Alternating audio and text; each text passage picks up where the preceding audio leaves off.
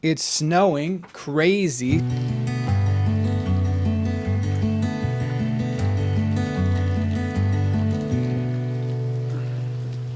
Obviously, this is not going to be as in-depth as what we do Sunday mornings. If you want all the meat, if you want all the good stuff, come to, the Sunday morning Colossians chapter 1, verses 1 and 2. Paul, he was the perfect person to convey the message about the grace of Jesus precisely because of how his religious zeal and biblical knowledge had backfired. He's the perfect expression of why religion doesn't work. He's the perfect expression of why law doesn't work.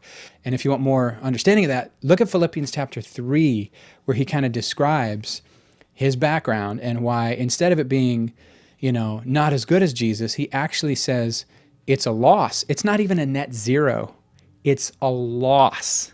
It's dung. And then the second person the letter of Colossians is from is, he says, and our brother Timothy. And Timothy was a Gentile convert. From his childhood, he knew the Bible, which was really useful to help him know and trust in Jesus, which is fascinating because that's, according to Paul, the point of the Bible. The point of the Bible is not a useful set of stories to be moral examples for us, although there is moral instruction. The point of the Bible is not to invent a new religion, as though the world needs yet another religion. The point of the whole Bible is relationship to God through Jesus. Anyway, so then Paul says he's chosen by God to be an apostle. He didn't get in this because it was a good idea. Jesus picked him. And that's true of every single one of us. I don't need to get off on that, but the point is every single one of us starts this journey not from our choice, but from Jesus, from the Spirit of God somehow saying, you, me, let's go. And he was chosen to be an apostle, which is to say, an apostle is one who's seen Jesus and bears witness, has been commissioned by Jesus himself to bear witness to Jesus. This isn't information that I learned from other people. This is revelation that I learned directly from Jesus himself. And by the way, that's supposed to be normal for the rest of us too. I'm not talking about writing more Bible books, but I'm talking about every one of us is meant to know God personally and live from what God reveals in our walk with him. Okay, then it says to God's holy people at Colossae. I love this. Sometimes we think of the holiness that's talked about here, God's holy people, as that they are qualitatively holy. It's like describing that they're very pure. Paul's not describing their behavior. In fact, if you look at his words of correction, you'll discover, they're doing some stuff pretty wrong and kind of almost being tempted to depart from Jesus, but he calls them holy. Why? Because what's most true about them and what is relevant about them is not what they're doing and how they're behaving, but who they belong to. They belong to the Lord, and what's real and most true about them is not, I'll put it this way. When a Christian sins, a Christian is not acting according to who they really are. They've actually been deceived and forgotten who they really are. And so Paul isn't fooled about who they are. He would never let how they're currently behaving fool him about who he knows that they are now that the gospel's taken root in them. They are holy. They've been set aside. They belong to the Lord. They no longer live for themselves. So if for a moment they are living for themselves, it's only because they need to be reminded and return to what's true. They are holy. Paul also says that the Colossians are faithful in Christ. Now that's an interesting word. Faithful. We think of faithful as like, great, you did a great job. You were faithful. You did what you were supposed to.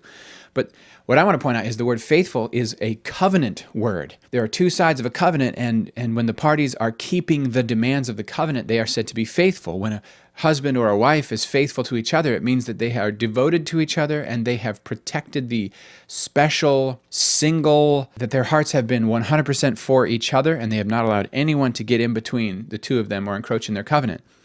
But the beautiful thing about this use of the word faithful in Christ is that what it reveals is that to be a follower of Jesus is to be a person who is in covenant with God. Now, actually, the amazing thing is that Jesus made a covenant with God on behalf of humanity, and he was faithful to keep humanity's side of that equation so that we are connected to Jesus, and then we get in on his faithfulness.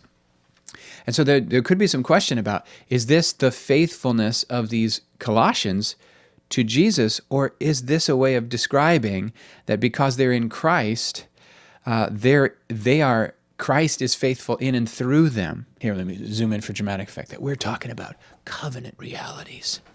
Paul starts almost all of his letters with grace and peace. Now, and here's the deal. He always says them in that order for a reason, because until we learn to receive grace, until we actually receive grace, we'll never be at peace. When grace lands, we see the goodness of Jesus. We learn to trust, and as we trust, it lifts a shield of faith, and that faith extinguishes the fiery darts of the evil one, and suddenly we are shielded and we have peace. That is the short version. Again, to get the real versions, you got to come Sundays or download the podcast, but that ain't the same thing. You can never replace the church. I mean, nowadays, church is taking more beatings than a low-hanging piñata on Cinco de Mayo, and people are all anti-church and anti-institution and anti-denomination, but that's not the point of church. Man, the point of church is fellowship with people who are in love with God and who are receiving God's love and learning to be an imperfect family that lives in the forgiveness of sins. It's not about being an ideal community. It's not even about ideals. It's about God and His goodness and His love. What am I saying all this for? That's too long. Already?